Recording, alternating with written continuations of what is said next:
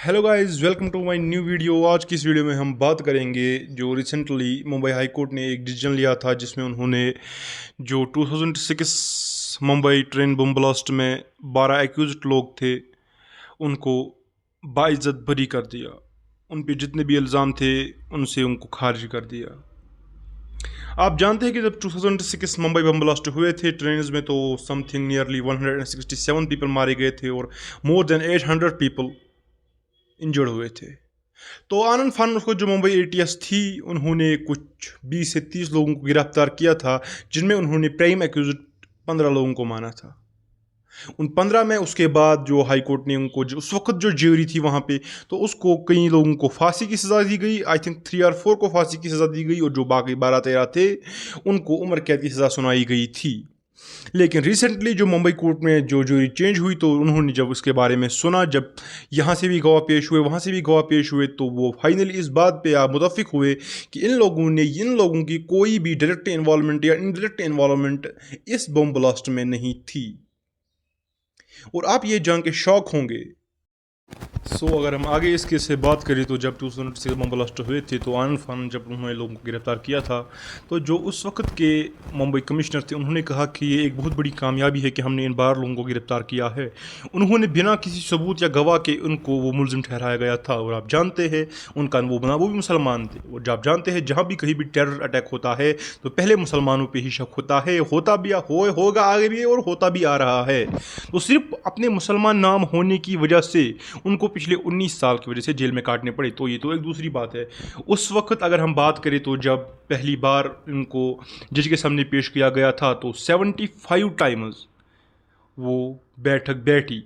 75 times उन्होंने देखा कि क्या ये सच है, क्या झूठ है, और आखिरकार उन्होंने उनमें से 3 लोगों को सजाई मौत दे दी, यानी फांसी, हैंग टिल डेथ। और जो 12 लोग थे 15 में, उनको पूरी उम्र जेल में रखने की बात की। लेकिन 18 साल तक उनके लिए उन अपने वकील थे, वो लड़ते रहे, फिरते रहे। उनमें से कुछ वकीलों के नाम भी है, जिसे एक फेमस वकील है, वो दिल्ली हाई कोर्ट के जज रह चुके हैं, उन्होंने उनके लिए लड़ा। तो आखिरकार जैसे भी जितना भी हुआ लड़ा, 19 साल के बाद जैसे ही ज्यूरी चेंज हुई मुंबई हाई कोर्ट की, जब नए से बैठक हुई, तो उन्होंने एक भी सबूत उनके खिलाफ नहीं पाया, तो उन्होंने उन्हें बाइज्जत बरी कर दिया गया। अब यहाँ पे बात यही नहीं रुकती, यहाँ पे अब बात हम अपनी जुडिशरी पे करते हैं कि 18 साल तक नॉन बेलेबल वारंट पे 15 लोगों को जेल में ठूसा गया। ना उनके खिलाफ कोई सबूत था, ना और कुछ था। इन्हीं के साथ ही नहीं, आप अगर इस वक्त देख रहे हैं उमर खालिद शर्जिल इमाम, जिनको 2020 दिल्ली रायोट्स के लिए दोषी माना जाता है, ना उनको जज के सामने पेश किया जाता है और ना ही और कुछ, ना उनको बेल दी जाती है। पिछले 5 साल से वो कस्टडी में है। तो यहाँ पे बात उठेगी कि हमारी जुडिशरी कर क्या रही है। Is it all against Muslims, और बाकी कम्युनिटी के साथ भी ऐसा ही होता है। तो लेट्स सी। ये सब जो हो रहा है, ये हमारी जुडिशरी के लिए कुछ नया नहीं है। इससे पहले भी आप देख सकते हैं कहीं रेप केसेस, मर्डर केसेस में 17-17, 18-18 साल के लिए केस चलता रहा, और आखिरकार अगर वो दोषी थे तो उनको खुला छोड़ दिया गया, और अगर वो निर्दोष थे तो 18 साल, 20 साल, 25 साल के बाद उनको छोड़ा गया। आप बिल्किस बानो केस देख सकते हैं, जिसमें 7 से 8 रेप केस थे, उनको 18 साल के बाद छोड़ दिया गया था। अगर उस वक्त जो सुप्रीम कोर्ट था उसने इंटरवेंशन नहीं की होती, तो शायद वो आज भी खुलम खुला घूमते हो रहते। हमारी जुडिशरी में एक प्रॉब्लम है, यहाँ पे कभी भी जल्दी किसी को हक नहीं मिलता है। This has been a big problem with our judiciary. This is not from today tomorrow.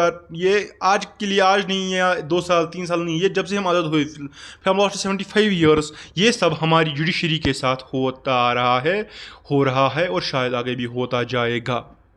यहाँ बात इसलिए नहीं उठ रही है क्योंकि वो मुसलमान थे। अगर ये किसी और कम्युनिटी से होते तो शायद ये बात बहुत ऊपर तक चली जाई होती।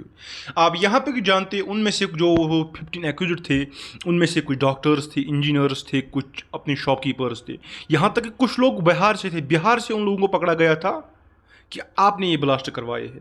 यहाँ तक उनको ये भी कहा गया था कि उन्होंने पाकिस्तान से ट्रेनिंग ली है, बहावलपुर से ट्रेनिंग ली है, कुछ लश्कर से है, कुछ लश्कर तैयबा से, जो टेरर ग्रुप माने जाते हैं इंडिया की तरफ से, उन्होंने इनसे ट्रेनिंग ली थी। तो अगर एटीएस ने इनको पिछले 18 साल से कि जेल में रखा था तो वो इसकी बिना किसी सबूत के रख कैसे सकते हैं। और यहाँ पे सवाल जुडिशरी पे इसलिए उठ रहा है कि बिना किसी सबूत के, बिना किसी ठोस सबूत के उन्होंने 3 लोगों को सजाई मौत क्यों दी। हालांकि उनकी फांसी नहीं हुई, लेकिन फिर भी जुडिशरी ने, सुप्रीम कोर्ट ने, जो मुंबई कोर्ट था, उसने उनको फांसी की सज़ा क्यों दी जबकि उनके पास कोई सबूत नहीं था। यहाँ पे सवाल उठेंगे और सवाल उठाए जाएंगे, क्योंकि सिर्फ आज नहीं है, सलीमान को देखे या किसी और को देखे, कभी भी हक नहीं मिलता है। Why always. हाँ, इस वक्त हम मानते हैं कि हाँ आपने ज़रूर उनको बचाया, उन लोगों को 18 सालों, किसी को 20 साल की सज़ा हुई थी, किसी को मौत की सज़ा हुई थी, आपने उनको बचाया, लेकिन क्या आप उनकी ज़िंदगी को 18 साल वापस ला सकते हैं? What about their carriers, the doctors, the engineer, the shopkeepers, उनका कैरियर तो खत्म हो चुका है, उनकी फैमिली ने कितना सफ़र किया, उन्होंने कितना सफ़र किया। मैं कह रहा हूँ यहाँ पे बात सिर्फ इन 12 लोगों की, 15 लोगों की नहीं है। इंडिया में ऐसे थाउजेंड्स ऑफ केसेज है, लैक्स ऑफ केसेज है, जहाँ पे ऐसे ही बिना किसी सबूत के किसी को फांसी होती है, किसी को 18 साल की जेल होती है, कोई बिना किसी वारंट के 10 साल, 5 साल, 8 साल जेल में रहता है। What is our government doing? हमारी जुडिशरी इतनी वीक क्यों हो चुकी है कि बिना किसी सबूत तक के, बिना किसी ट्रायल के, बिना किसी ट्रायल, मतलब ट्रायल भी नहीं चला जाता, लोगों को 5-5, 6-6 साल तक जेल में रखा जाता है। It is not about only BJP, कांग्रेसी सरकार में भी ये होता है।